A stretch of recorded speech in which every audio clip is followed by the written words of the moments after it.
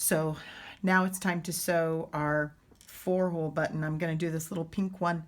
It's got these little perforations on the front to make it look like petals. I think it's supposed to be a flower. It's smooth on the back side. If I had a button like this is the top. The bottom side has a little bit of its own little shank there to start with. This would be on a coat.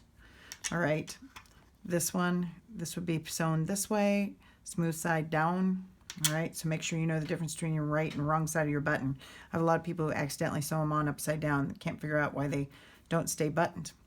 So I'm going to start on the back side, like we did the last one. So I have my thread that's got my knot at the end. I'm going to put that into place, and then I'm going to just make another simple knot.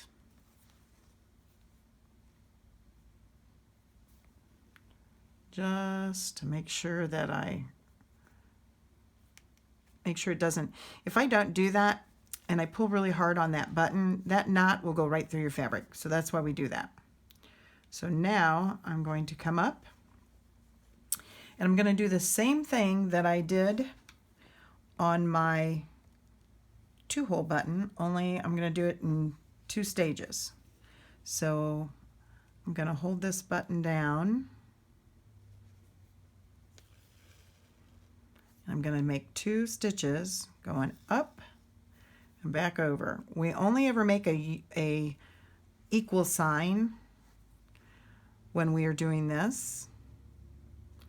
So remember, the next step is we want to lift those threads up a little bit. We're going to stitch over those.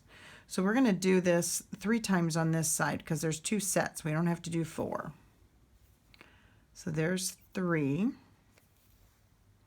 And now I'm not gonna, notice I just went from the bottom right to the upper right. Now I'm gonna go from the bottom left. There we go.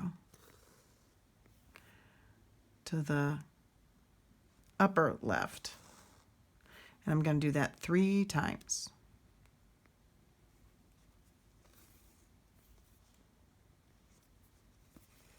There's 2. And remember, that whole purpose of that pin here sitting up on top is to help make a shank here in a little bit. Okay. So when I pull this out, that'll allow me that extra space that those threads were holding over that pin. I've moved to the bottom. So now I need to wrap those together. It's kind of like lassoing it around. So I'm going to make my needle come up through the bottom, up to where it goes through those holes like where we would have been, but instead we're just going through the fabric. I don't need to go through the top of my button. And I can drop my needle.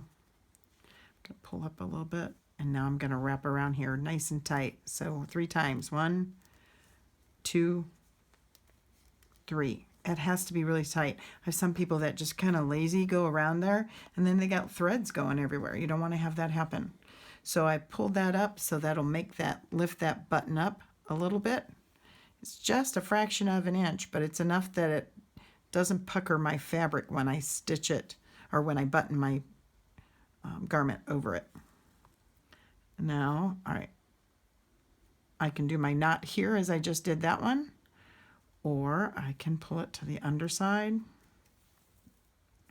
and do my knots underneath here. I think it's a little easier to do it here, but you can do it either place.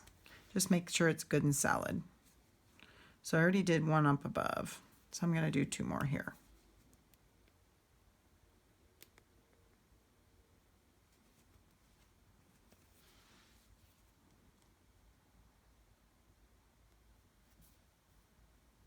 All right,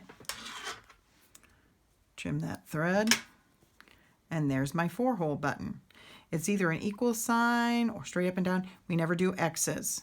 We want the buttonhole stitches, our direction of the buttonhole going the same direction as the stitches on our button.